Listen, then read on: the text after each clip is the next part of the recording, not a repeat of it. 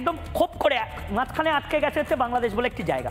ভারত সরকার যদি চায়, যদি এইটুকু জায়গা আমাদের থাকতো, তাহলে একদম নাগাল্যান্ড থেকে একটা বন্দে ভারত এক্সপ্রেস সেটা সোজা একদম এই জায়গাটা সহ সোজা একদম দিল্লি চলে যেতে পারত। আজকের এই প্রতিবেদনে আমরা যা জানবো ময়ূক রঞ্জন ঘোষ এবং তার রিপাবলিক বাংলা চ্যানেলের সেই বিখ্যাত বক্তব্য নিয়ে, যা শুনে অনেকেই ভাবছেন এই মানুষটা কি ভূরাজনৈতিক বিশ্লেষণ নাকি কমেডি করছেন।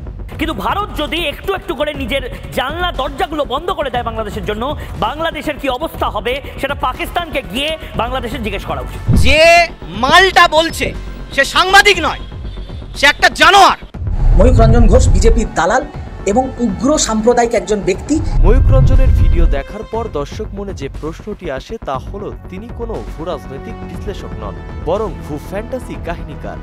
রংপুর দখলের প্ল্যান তৈরির কথা শুনে মনে হয় যেন তিনি আশ্চর্য ভূ রাজনীতি থ্রিলার লিখছেন, যেখানে বাস্তবতার কোনো জায়গা নেই।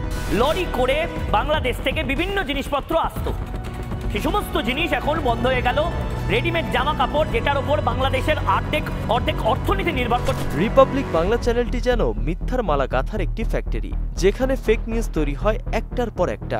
খবর নয় নাটক, বিশ্লেষণ নয় ফ্যান্টাসি, তথ্য নয় কল্পকাহিনী। এই চ্যানেল আর ময়ূক রঞ্জনের মিশ্রণে ঘটে কিছু কাণ্ডকলা যা বাস্তবতায় কখনো ঘটতে পারে না, কিন্তু দেখার জন্য দর্শকরা বসে থাকে। তাদের এসব বক্তব্য শোনার পর অনেকেই বুঝে গেছেন ভূ রাজনীতি নয় বরং হাসির রাজনীতি চলছে। ভারত সেভেন সিস্টার্স রংপুর নিয়ে তাদের এসব কথাবার্তা শুনে মনে হয় পরবর্তী পর্বে হয়তো ময়ূক রঞ্জন ঘোষণা করবেন যাদের পিঠে বাংলাদেশি সৈন্য মোতায়েন করা হয়েছে। এই দেশের স্বাধীনতার জন্য কোনো ওই ময়ূক রঞ্জন ঘোষ, দিলীপ ঘোষ বা ওই বিজেপি RSS বা তখনকার হিন্দু মহাসভার কেউ প্রাণ দেয়নি।